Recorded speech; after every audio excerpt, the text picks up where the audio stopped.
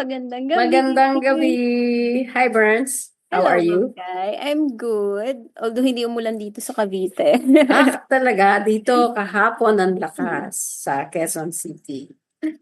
Magandang gabi po sa lahat at eto na naman tayo sa isa pang episode ng Senior City Kwentuhan this 2025 at ngayong episode po natin ngayon ay nasa 15 na po tayo. At ang ating tema for this day or for this night ay mga pahina ng kinabukasan. Ayan. hindi po yan wrong spelling. Sadya pong book, kinabukasan dahil Yes, in celebration po ng World Book and Copyright Day, which is nung nakaraang April 23 po siya, sinelebrate ng UN. at Yes. ng buong mundo. Yeah.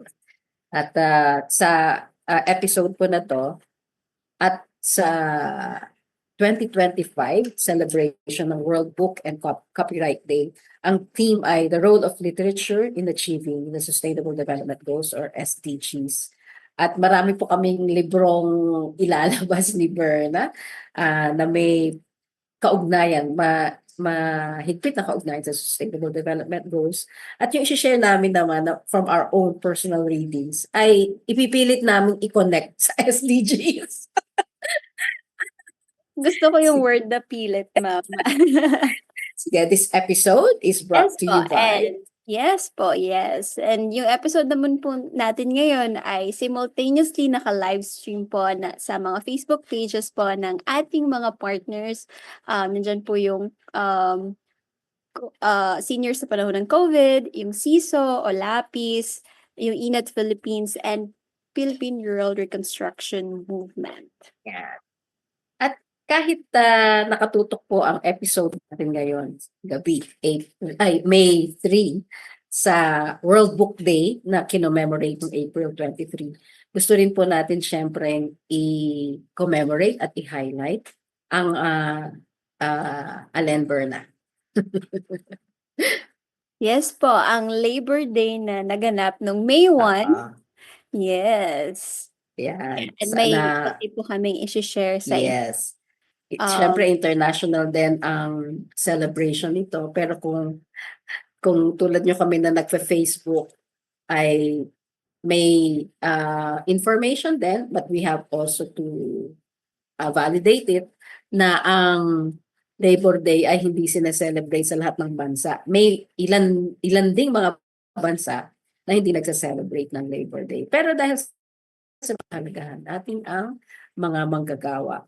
Ito po ay halaw namin sa University of the Philippines School of Labor and Industrial Relations sa kanila pong social media o Facebook account. Basa natin, Berna. Yes po, ang araw ng manggagawa o Labor Day ay ipinagdiriwang taon-taon tuwing Mayo 1 bilang pagkilala sa mga manggagawa sa buong mundo. Higit pa sa isang araw na pahinga, ito ay isang mahalagang araw na nagpapaalala sa mga pakikibaka at tagumpay ng mga manggagawa sa pagkamit ng mas makatarungang kondisyon sa paggawa. Yan po, patuloy, hindi natatapos. Hindi porke may natagumpayan ay magpapahinga. Meron pa, do not rest on your laurels, sabi nga. So patuloy ang ating pakikibaka para makamit ang mas makatarungang kondisyon dahil sa kalagayan natin ngayon ay hindi pa naman 100% or 100% just, fair para sa mga para sa ating workers, blue collar, white collar, o kung anumang uri ng paggawa. Yan po ang aming bahagi sa celebrate, pagdiwang, pagkilala sa araw ng manggagawa o Labor Day. Okay, ngayon, tuloy po tayo sa ating episode na ano nga ulit yun? Kinabukasan. Ang ating pong title, no? Mga pahina ng kinabukasan. Pero dahil banggit natin kanina, marami tayong i-share ng mga libro. ipagpaumanhin nyo, pero gusto rin naming magyabang. Ang dalawa pong naging pangulo ng Philippine Rural Reconstruction Movement ay kapwa prolific na mga manunulat, mga visionaries at mga strategic thinkers, leaders. At yung mga libro nila na isinulat nila, hindi lang binasa nila, kundi sinulat nila, ay yung i-share namin. Tapos yung i-share namin ni Berna, yung binasa namin. Hindi pa kami nagsusulat, pero sabi namin kay Sir Ed, magsusulat kami. O siya. Unahin muna natin yung, tama ba Berna, ang ating flow? Yes po. Yeah, okay. Uunahin po namin yung mga libro ni Sir Ed, Edition de la Torre, na siya pong original na co-host nitong Senior City Kwentuhan. Kasama niya ang kanyang butihing asawa na si Ma'am G, Ma'am Girlie Villariba. So ito po ay ang mga ah, libro, mga aklat na sinulat o tumulong na isulat ni Sir Ed de la Torre. Ang una pong libro, ano ba yung unang libro, Birds? Yung about po sa pag-oorganisa. Medyo mahaba po yung title ng book, pero yun po yung pinaka-concept ng book, yung community organizing. Meron po kaming maikling video na i-share namin sa inyo. Makinig po tayo.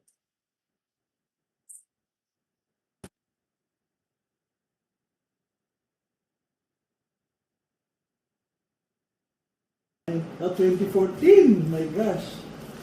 Ito naman, 2023. Wow. 9 years difference. Itong librong ito, ang pangalan ay Organizing People for Power. Ang nakalagay na pangalan ay Felipe Maglaya III. Pseudonym yan. Ako ang nagsulat dito kasi yung first part nito, manual ng community organizing sa Tondo. Panahon ng martial law, in-interview ko bago ako nahuli. At tapos sinulat. Tapos years later, nahanap ni Girlie, yung misis ko, yung manuscript at yung mga iba sabi, sana may kopya kami ng ganyan. So sinulat ko, kinuha ko, tapos pinablish dito. Tapos dinagdagan ko ng second part, parang update. Ano ngayon ang community organizing sa panahon that was 74. Ito was published 2014. Ilang taon yun? 74, 84, 94, 2004, 2000. 50 years later. So, interesting. Sabi ko, ganyan pala ako mag-isip nun. Pero sa bandang huli, ang kwento nga rito is tungkol sa nangyari after EDSA, participatory local governance. Hindi ko nasulat ito kasama ang PRRM. Yun ang first book na gusto kong bahagi sa inyo. Alam mo, may interesting kwento ito. Yung manual nung sinulat, pinablish ng Urban Rural Mission ng Christian Conference of Asia and World Council of Churches. Tapos, so many years later, may lumapit sa akin, alam mo, Ed, sabi nga, in English, kasi South African siya, sa amin noon, sa United Democratic Front, yung kanilang legal movement against apartheid, ginagamit namin yung isang libro ni Felipe Maglaya from the Philippines, How to Organize. Tapos sabi ng isa kanya, ikaw daw si Felipe Maglaya. Hindi ako ang writer, pero ang ideas diyan hindi galing sa akin lang, kundi galing sa actual organizer. So parang ako scribe, ako ang nagsulat, pero mga ideas nila. Pero ako ngayon, itong second part, ideas ko na. So it's 2 books in one. Yung 1974, Organizing People for Power, at 2014 naman, ideas ko tungkol sa paano ngayon ang pag-organize sa community, lalo na pwede naman sa local governance, at paano yung long-term perspective at short-term perspective. So yan po, ang unang kwento ng isang libro na spanning 50 years from 1974 to 2014. Wow, writing book in 1970s. 50 years na span. Pero gusto ko yung sinabi Sir Ed na scribe. Gusto ko rin maging scribe. Yan po. Bakit i-relate natin mamaya lahat ng ito? Bakit sa SDGs? Kasi ang theme nga ng World Book Day ay reading for SDGs, tama ba? Yes po. Oo, yan.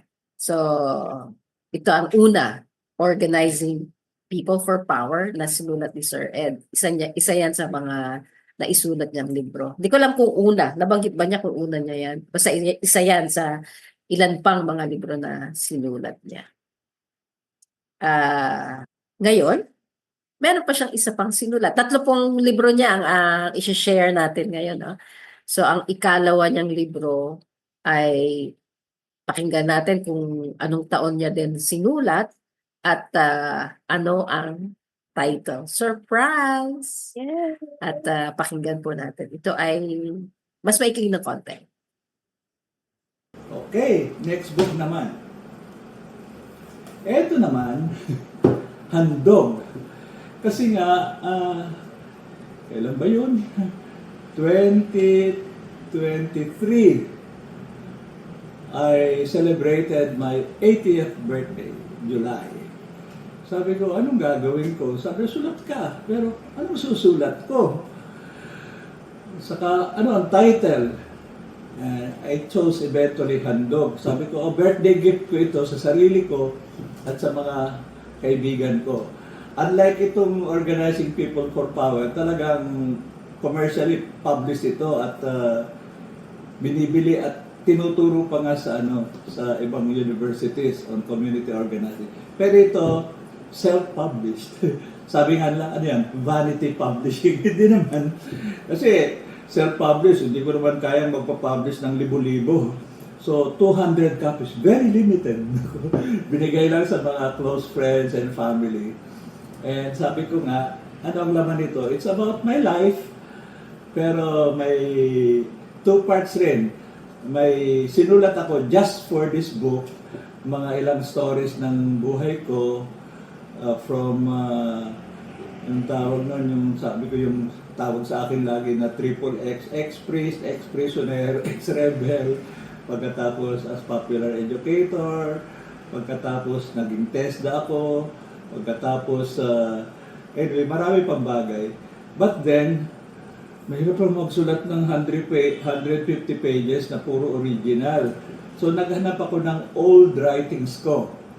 So, again, interesting, the oldest na nirepublish ko rito ay 1972 na bago mag-martial law, pinasulat ako sa Asia Philippines Leader, isang magazine noon. At ang title na ginamit ko ay The Passion, Death, and Resurrection. That time, ang language, activist ang language, of the petty bourgeois Christian. Pero, so many years later, may second article akong sinulat rin, Passion, Death, and Resurrection uli, pero dinagdag to ng of a middle class Christian, personal na. At sa halip na very political, si Girlie again, yung misis ko, sabi niya, ay nako Ed, sobra ka naman politika, maglagay ka naman ng kwento tungkol sa the women in your life. Ay naku ka ako, ipapag-confess mo yung mga mga romances ko. Hindi naman, sabi niya, ang gusto ko lang, yung nanay mo, yung kapatid mong babae, ako ang asawa mo, at saka yung anak nating babae. Yun lang pala, yung 4 na babae sa buhay ko. Sa may kwento ng relasyon ko sa nanay, relasyon sa aking kapatid, kaisa-isang kapatid, si Irene, who also turned 80 this year. And then si Girlie, na asawa ko, at si Ayen, na aking anak. And then, 2 pang article sa sinaba ko. Ang isa, nung 2008 yata, siguro hindi nyo maisip yun. In 1968 po, may upsurge ng mga protest movements sa buong mundo, lalo na sa France.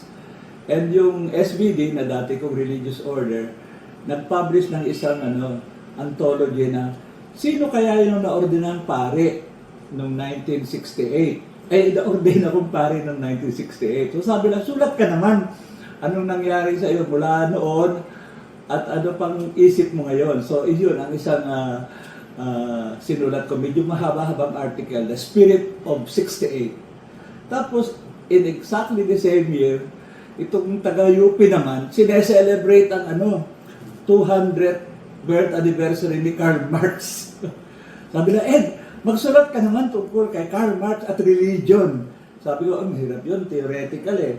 So, ang isusulat ko na lang, ano yung karanasan ng mga Pilipinong Kristiyano na sumali sa kilusan led by radical Marxists and communists and all that. Pero sila mga Christians. So yun ang naking second article dito, mahaba-haba rin, na Marx on religion, but the topic is the experiences of Filipino Christians. Di siyempre kasama ako ron. So, to wind it up and to finish it, sabi ko, sige, tinawag ko yung misis ko, si Girlie. Girlie, last item, last article. Ang tawag namin sa aming marriage ay, marriage is a lifelong conversation. So may konting kwento kami sa aming naging, hindi lang relationship, kundi kasi pareho kami, sinamahan niya ako nung ako'y na-exile sa Europe. At dahil doon na-meet rin niya yung unang women's movement sa Italy, sa Switzerland, sa Germany. So pagbalik rito, siya sa nagsimula ng women's movement sa Pilipinas. No? So, yun ho ang mga kwento. Itong isa, available pa naman ho sa PRRM.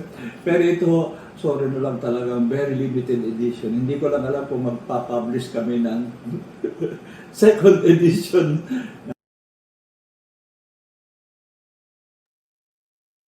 Ayun.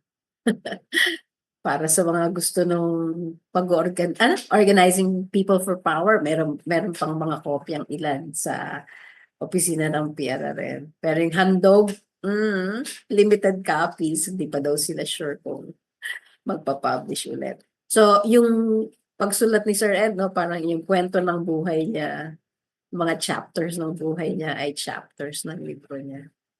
And we weave together yung kanyang pagkilos, yung kanyang advocacies, at saka yung binubuhay niya, nilang mag-asawa ni Ma'am G.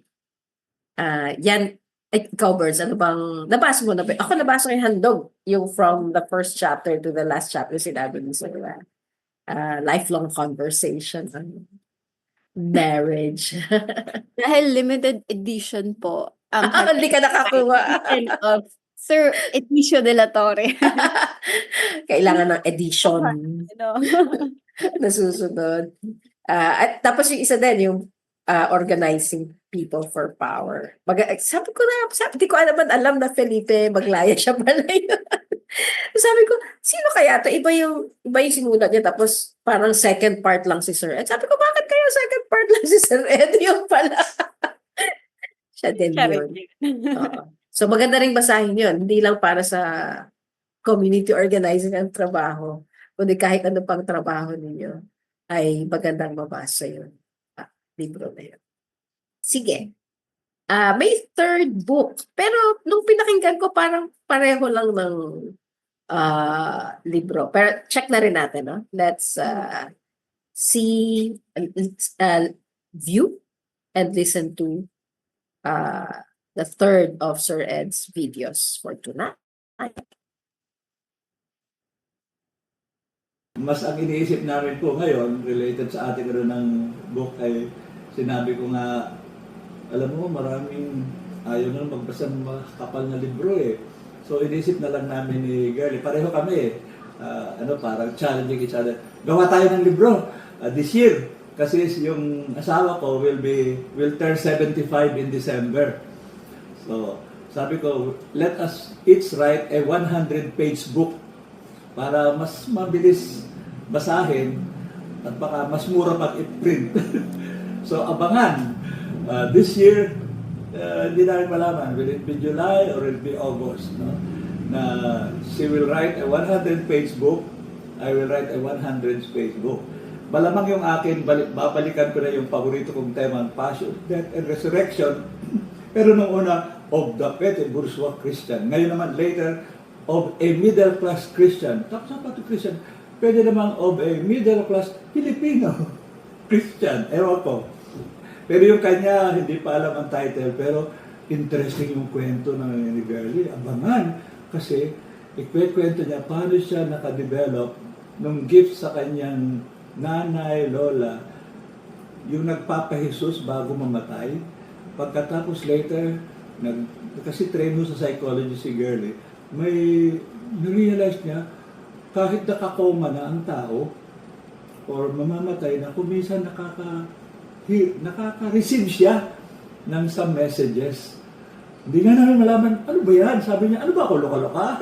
Or, where does that come from? Hindi ko namin alam ang sagot, pero yun ang isinusulat niya. So, interesting ho yung dalawang libro. Sabi nga na isa naming kaibigan, mukhang yung kanya parang alababay lang siya. Ikaw naman, dating pare. Paano kaya yun? Kwento ng pare na nag-asawa ng babaylan.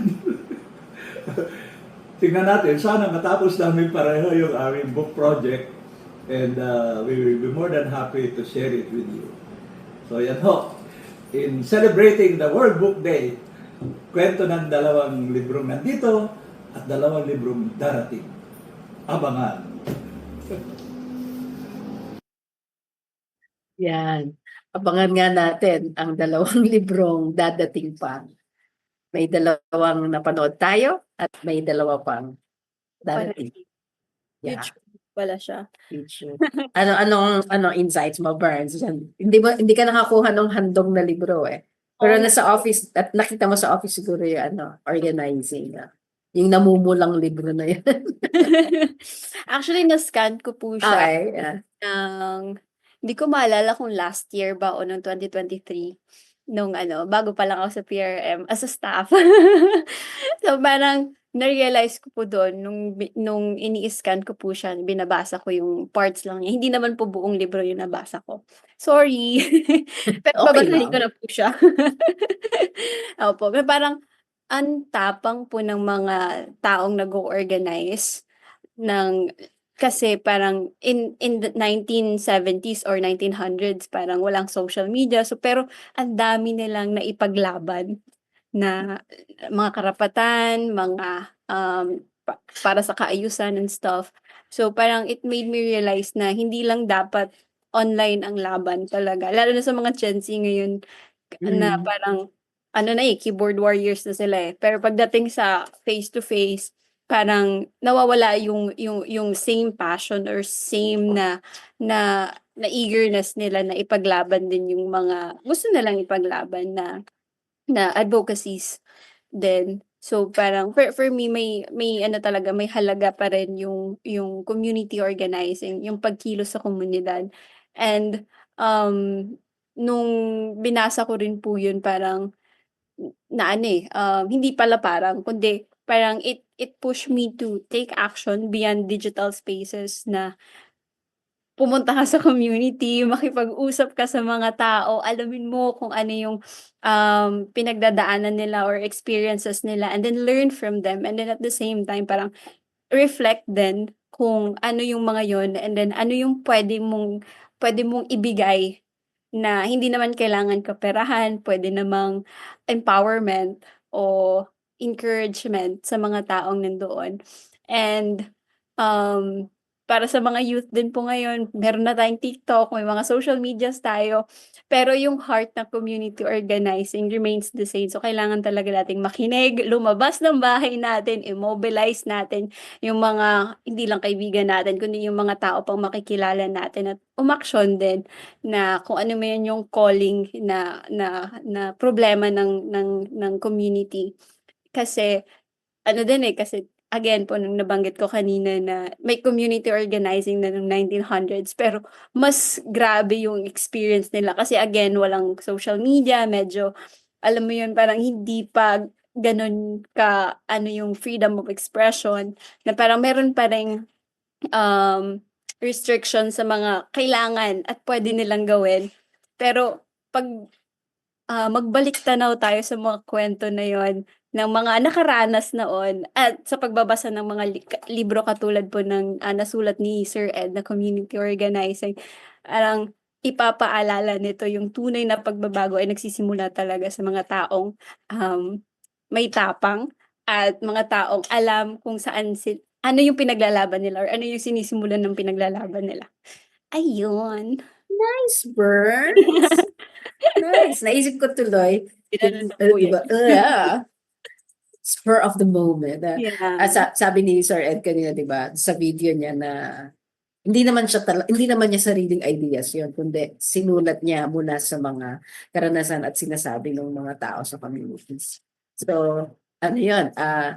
Karanasan na sinulat, na isinabuhay uli. Tapos sabi mo nga, basahin din natin para isabuhay sa iba pang konteksto, sa ibang konteksto naman, para magbuo tayo ng bagong kaalaman, bagong learnings, ganyan. At may magbabasa, dapat sana maisulat yon at may magbabasa at may magsasabuhay ulit, etc., etc., etc. Yes. And since it's community organizing concept po talaga, hindi lang siya concept pala, ginawa na pala talaga.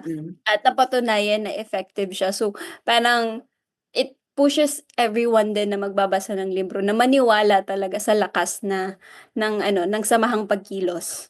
Kasi meron at meron doon mag-i-start talaga yung real change na gusto natin. Hanapin natin kung saan sa SDGs yan. Kasi sabi natin, di ba, ililink natin sa SDGs. 16 ba to o 17 yung institutions. Sige. Para sa mga hindi masyadong nakita, hindi kasi masyadong malaki yung visualize natin dun sa book ni Sir Ed kanina. Ito yan. Ito yung nasa kaliwa, yung Organizing People for Power, a manual for organizers. Manual, kasi marami namang mga manuals on community organizing. Ayan na yung Maglaya. Felipe Maglaya. Bakit kaya may the third? Tanong natin kay Sir Ed next week, bakit may the third yung pangalan niya dito? At ito sa kanan naman yung libro niyang handog. Mas maliit na font yung librong handog in terms of size, no? Pero yun nga, handog niya. Handog ng kanyang buhay. Siya. Yan ang mga libro ni Sir Ed. At ang aabangan nating mga libro nila ni Ma'am Girlie. At ang insights ni Berla mula sa mga libro na yan. Hindi pa nga binasa yung libro Pinakinggan lang natin yung kwento ni Sir Ed. So now, what's next, Barnes? Yes po. And yung former president din po ng PRM na Sir Isagani Serrano ay isa din pong bihasang writer, manunulat, at ang dami niya pong naibahagi at naisulat po ng mga libro. At ngayon, bilang pagbigay din po ng pugay sa lahat po ng nagawa niya for rural development. So, meron pong book na ilalabas, which is yung Reimagining Sustainability. Na nabanggit na po namin to nung mga nakaraang episodes dahil galing din po kami ng Bataan nung nakaraan. Para po dun sa soft launch po ng book. And for this year po, I think, malalaunch po yung book na yon. Pero to give you din po parang lang din, sneak peek siguro ng book. And paano siya na ay may papanoorin po tayong video. Yes, ito po yung video.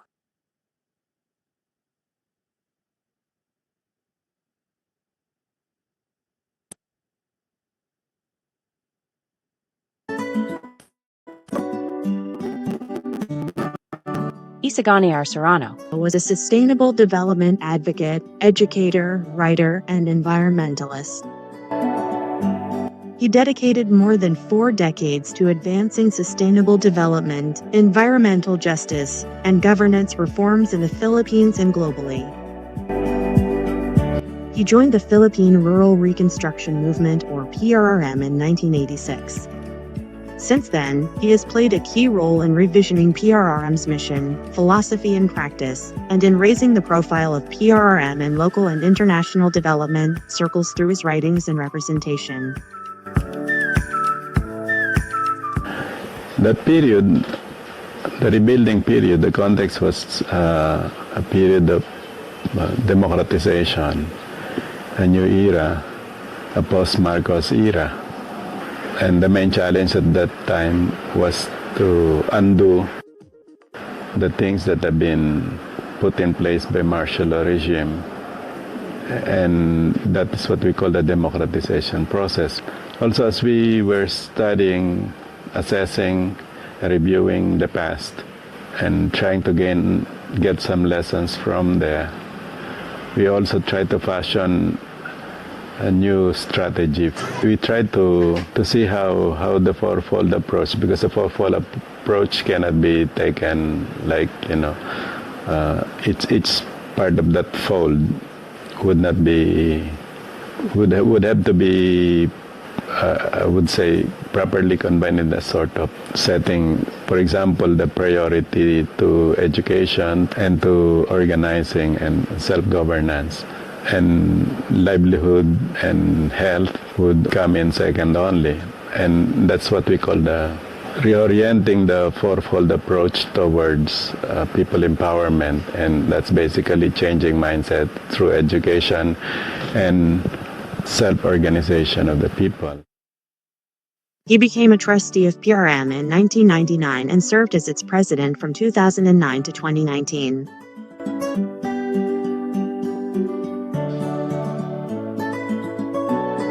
He was instrumental in founding and leading several national and international advocacy networks.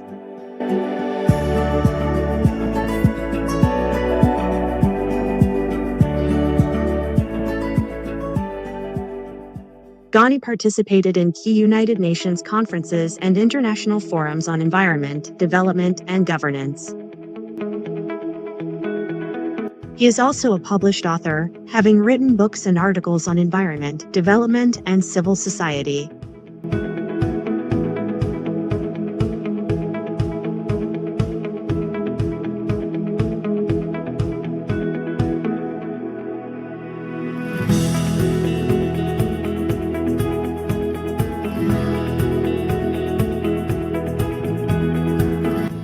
Beyond his professional work, Ghani was also an occasional poet and guitar player, a community organizer, educator, and weekend organic farmer. 60 years ago, our vision is really to build sustainable communities. Tingnan natin mismo yung kabahayan natin. Dito sa building namin, kailangan namin i-prove na in your own backyard, you can do something. You bring the farm to the city, as well as bringing the city to the farm.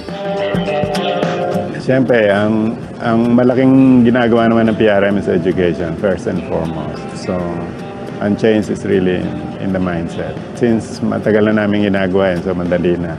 That was not really a hard struggle. All we needed to do was just do it. Tinawagan namin yung iba naming mga farmer leaders, saka iba naming field organizers na turuan itong mga taong naandito. Humingi din kami ng tulong sa iba on recycling sa Earth Day Network. Simula pa lang marami ng converts. So sa totoo lang ang dami ng yung staff namin who don't mind being soiled. Magsasama-sama yan, tutulong. At ginagawa nga nila yung part ng kanilang daily routine. Itong aming garden, nagiging part ng healthy living noong mga staff. Nakita naman namin, dami naman mga sasakyan namin na dinispatcha na yung mga used tires nila. Hindi na magagamit. So nakita namin. But anything that you can recycle, and then you will feel comfortable with, ayos lang yan. May campaign kami for a healthy living. And may campaign kami for green living. Not just healthy but green. Pareho ko overall, yung state of mind na it gives you happiness because ang hirap yan i-value How do you cost that out? Na yung happy ka na nakakakita ng green garden. Doon wala kaming valuation na maibibigay sa'yo na quantitative. But we know that when people are happy seeing something like this, that's already a big deal for us. Palagay ko dapat lahat tayo, every Filipino should try to contribute something to grow our food whatever, as close as possible to where it is consumed.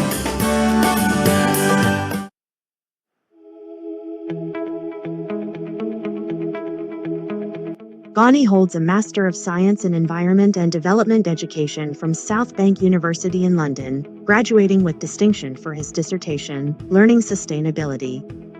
He was a political prisoner for 7 years during the martial law. Born in Bhutan in 1947, Ghani's long career reflects a deep commitment to social development, environmental advocacy, and citizen empowerment. Today, his leadership and contributions continue to inspire advocates and organizations working towards inclusive and sustainable development. At least yung mga agencies na involved dito, DA, NEDA, ang NEDA ang sa pinaka-crucial at ang DBM sa akin. Dahil silang nagtuturo saan papunta. Sinasuggest ko na matagal pa ulit-ulit sa mga meeting namin sa agriculture, sa Philippine Council on Agriculture and Fisheries. Kailangan talagang isip ang agriculture natin from conventional to a more sustainable agriculture. Posibleng hindi maka-impact na malaki, but at least doon sa territory na kaya natin kontrolin ng DA, gawin na niya ang kaya niyang gawin. Dahil yun, kung sakali makakatulong ka doon sa pag-arrest ng land degradation na nagko-contribute doon sa pag-worsen noong climate system. Total, ang pinag-uusapan natin, ang control ng agriculture is about ilan? 10 million hectares. Kung 10 million hectares, ma-aresto mo ang pag-degrade niyan. Could you imagine what 10 million hectares could sequester in terms of soil carbon? Kung hindi yan degraded, kung hindi yan compacted, makikita ninyo kung ano yung impact nito in terms of what 10 million hectares can do to maintain soil nutrients, to maintain the health of the soil, and to take care of us. Because ang kasabihan nga, if we take care of the soil will take care of you.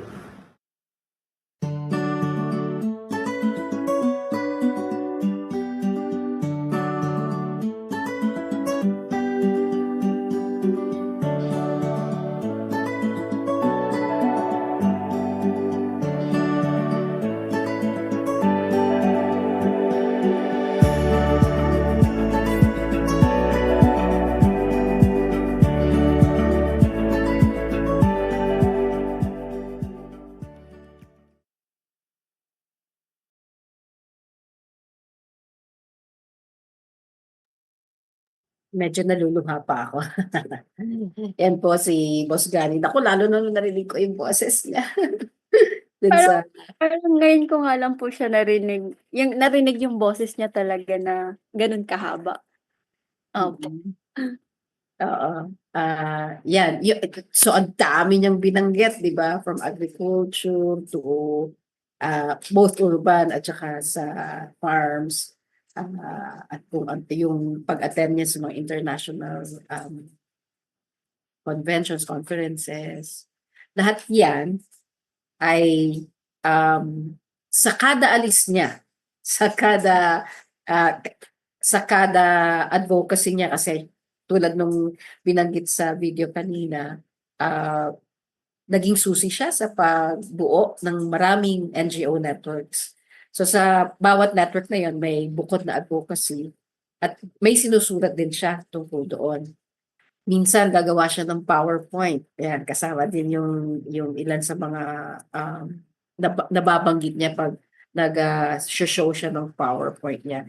So pakita lang po namin, yun pong isa sa mga regalo ng PRM staff sa kanya nung nag-birthday siya in the 2010s, late 2010s yata, ay kinompile lahat ng mga speeches niya, lahat ng articles niya, lahat ng writings niya, at least lahat ng na hagilap. Pero maayos po kasi si Boss Gani sa organized siya sa kanyang mga files, kaya madaling nabuo at na-compile at naipon yung kanyang mga whatchamacallits, writings and speeches.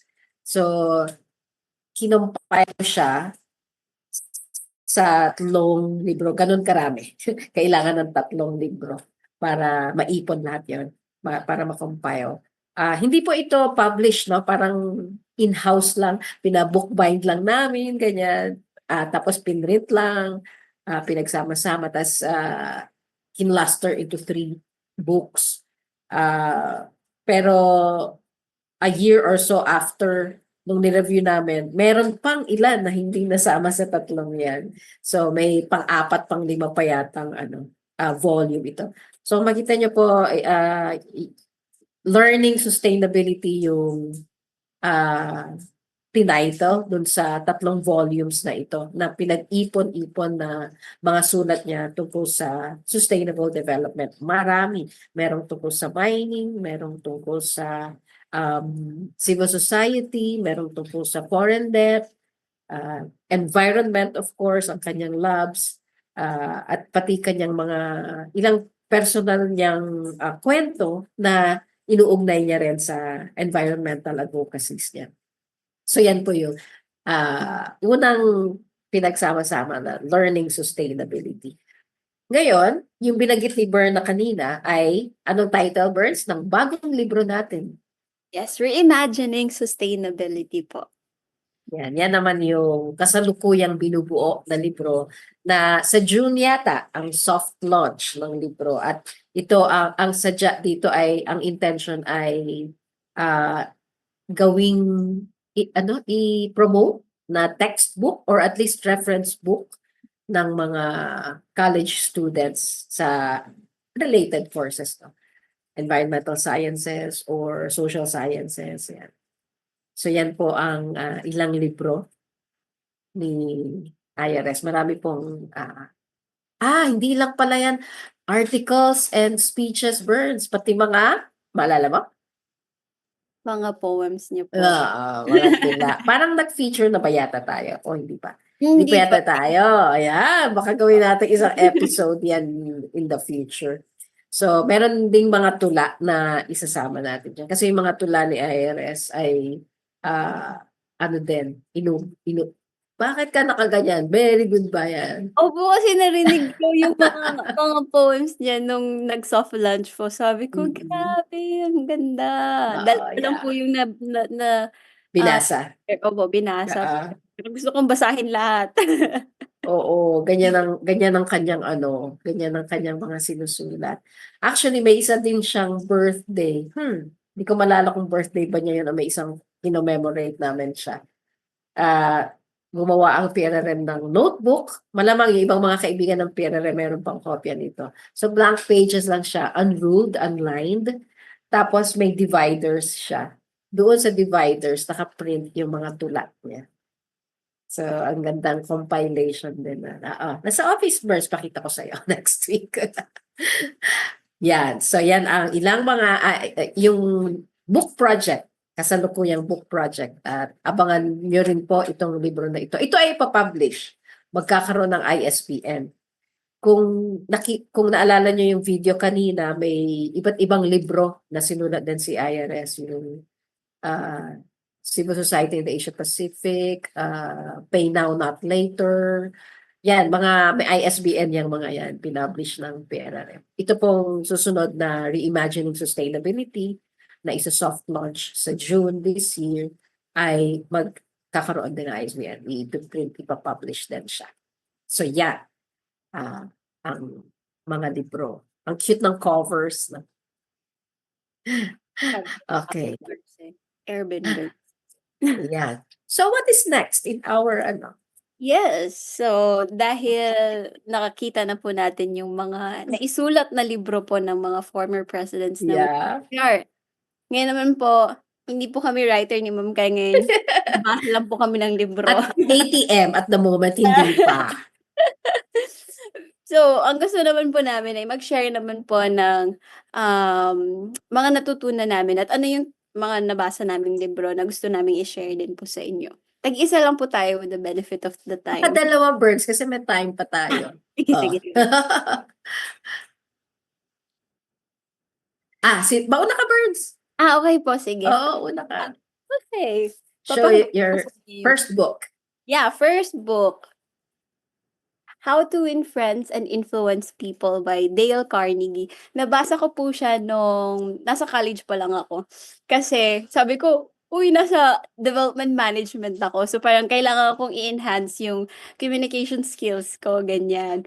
So, pero nung nabasa ko tong libro na 'to, talagang naisip ko na, kailangan ko parang nung una kasi parang okay naman ako sa communication skills ko, parang di na kailangan i-improve pa, ganyan. Pero nabasa ko 'to sabi ko, ang dami ko pang kailangang gawin. Kailangan ko makinig, na kailangan be genuinely interested ako kapagka may nakikipag-usap sa'kin, tapos mag magbigay ng credit freely na, mag-appreciate ka ng mga tao lalo na 'pag maganda naman talaga yung mga sinasabi nila or nai-share nila or mga nagawa nila.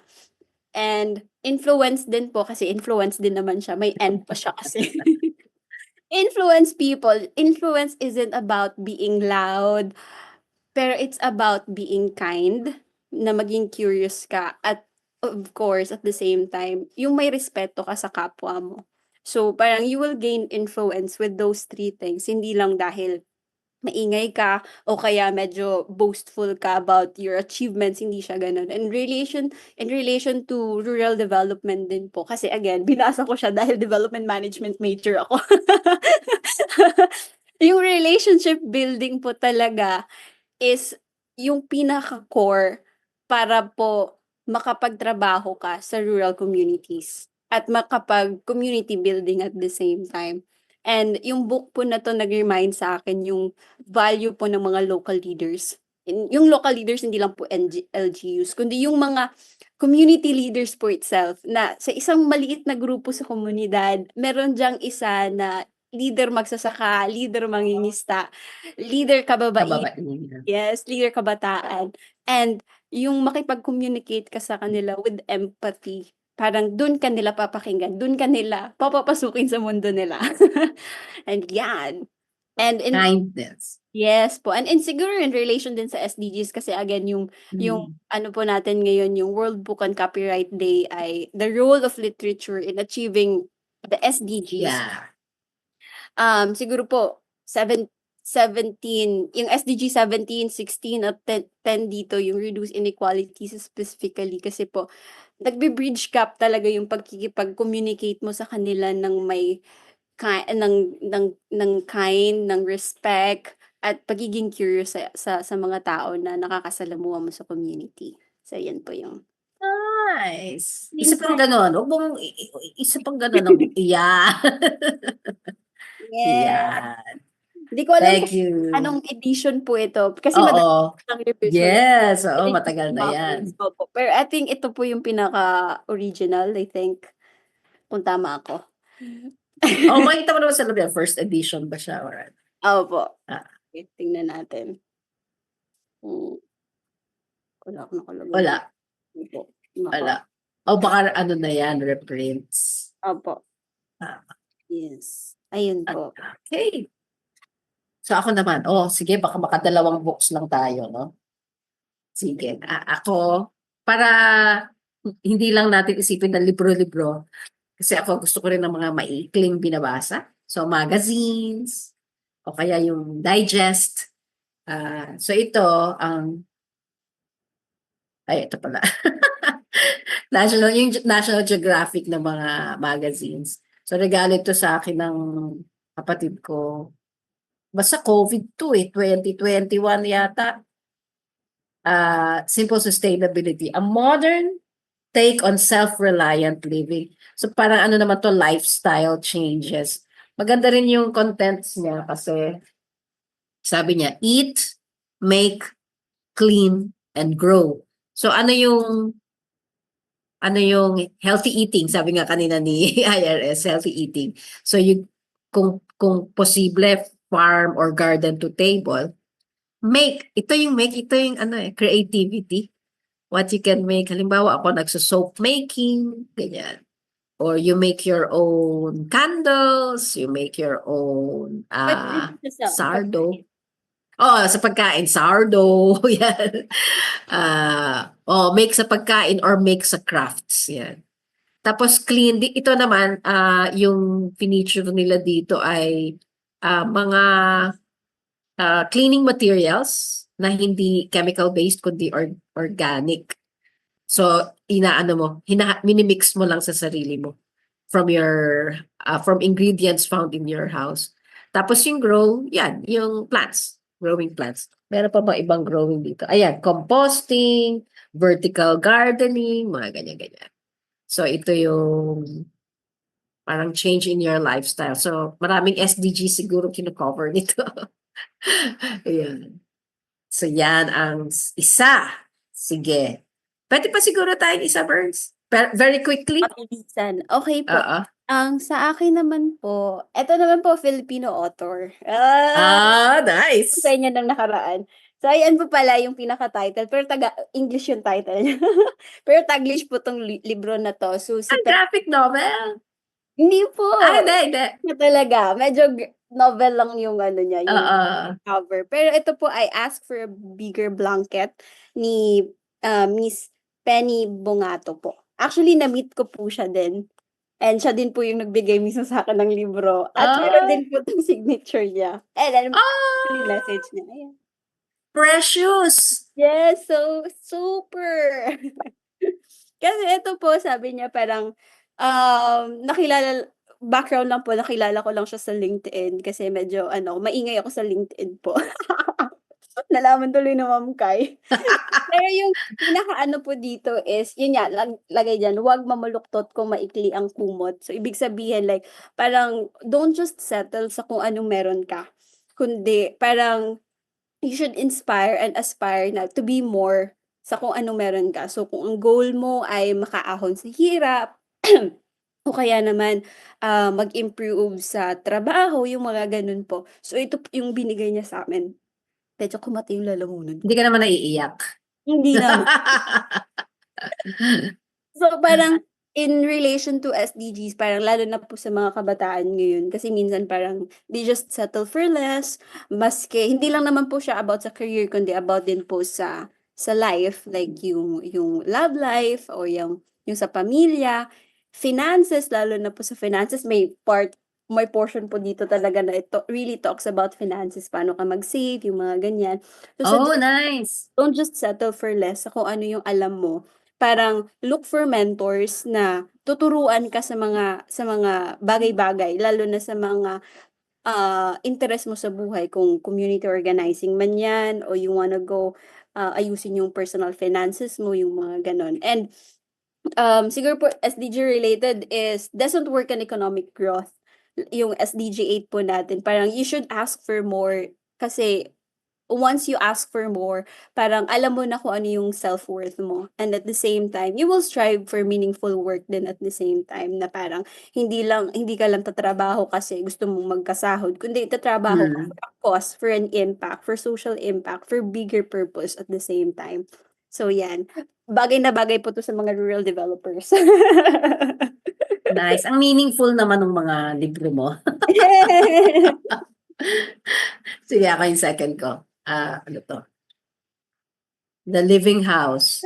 An Anthropology of Architecture in Southeast Asia. Architecture ka po talaga. Oo. Nakita ko to sa bahay ng kaklase ko nung college. So, sabi ko, uy, gusto ko rin yan. So, nagpabili din ako ng ganito sa kapatid ko. Puro mga kapatid ang nagbigay.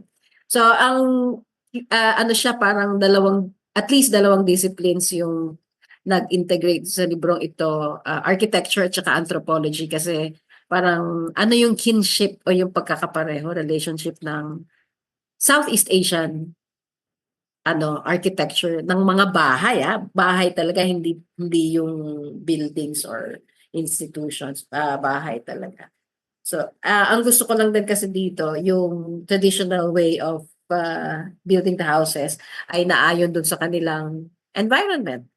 At so, dahil wala pang aircon noon, ano yung passive cooling at saka natural lighting na pwede mong i-integrate sa design ng iyong bahay ay inimbento ng Southeast Asians, or at least nasa organic sa mga bahay ng mga bansa at peoples ng Southeast Asia. Yon. Okay. At dyan, ang dyan muna natin i-suspend ang ating diskusyon tungkol sa World Book and Copyright Day 2025 with the theme of the role of literature Yes. in achieving the Sustainable Development Goals. Sa punto pong ito, nais din namin bigyan ng konting panahon ang paggunita, pag-alala sa isang kasama, isang kapamilya ng PRRM na iniwan po tayo. Siya ay sumakabilang buhay, yumaon na po siya noong April 2023 at siya po ay si Rafael Sarukam. Ito po ang poster ay alay po kami ng Gabi ng Parangal para sa kanya noong ika-28 ng Abril sa kanyang hometown sa Kabusay, Labo, Camarines Norte. Alay po ng PRRM at ng PO Leaders Caucus o ng POLAC, paggunita at pagpupugay sa isang tapat na kaibigan at masipag na kasama sa pagsusulong ng likas kayang pag-unlad at katarungan para sa lahat. Naku, yan nga po talaga si Karafi. Ilan lamang pong si Karafi ay of course community leader siya at bilang isang community leader, naging barangay kagawad siya for 3 terms doon sa Kabusay, Barangay Kabusay sa Labo, Camarines Norte. Naging staff po siya, field coordinator and project organizer sa Provincial Governor's Office ng Camarines Norte. Ito po ay isa sa mga naging mahalaga niyang tungkulin. Naging member po siya ng governing board ng Philippine Coconut Authority o PCA dahil siya po ay isang magnunyog at kalakhan po ng kanyang mga kasama sa Camarines Norte ay mga maliliit na magnunyog. Organisador din po siya ng mga maliliit na magnunyog sa iba't iba pang probinsya. Siya po ay isa sa mga naging pinuno at iniwan po niyang post ay pambansang pangulo ng Federation of Coconut Farmers and Farm Workers Associations o FECOFWA. Naging bahagi po siya at partner ng Coconut Industry Reform Movement o COIR ng Philippine Federation for Environmental Concerns or PFEC at ng Philippine Movement for Climate Justice or PMCJ. At naging convener po siya ng nabanggit ko kanina pong POLAC or PO Leaders Caucus, isa pong national network advocating for policy reforms and grassroots empowerment through the unified voice of community-based people's organizations.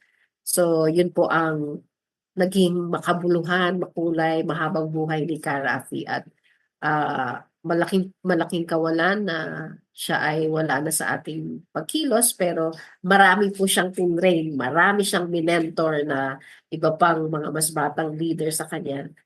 At kahit mga anak niya mismo ay na-train niya para maging mga leader din in their own right. Okay, yan po ang paggunita natin kay Karafi. So, for our so bago tayo magpasalamat, ang next episode parang hindi pa natin na determine yung episode next week at pero ang nakasalang ay Birds? Yes po. In celebration po ng World Tuna Day at nakaangkla din po sa advocacy ng PRM, program ng PRM na MANA natin or the Maritime Archipelagic Nation natin, yung Pilipinas, ay iko-co-host po ito ng original host po ng programa, si Sir Ed De La Torre at si Ma'am G. Villariba po. At pangat po natin yung magiging guest nila kung meron man po. Yes. At saka plug na rin po pala, panoorin nyo saan ba, Birds? Newswatch ba? Newswatch, yes po. Yeah, yung first episode ng The Way Forward. Yun nga po, yung para sa PRM may mana natin, pero overall ay the blue economy ng Pilipinas. So yun po yung main theme ng The Way Forward episode. First episode pa lang po yan. At may ilan pa pong kasunod yan. Panoorin po ninyo. Either sa YouTube or sa Facebook ng Newswatch.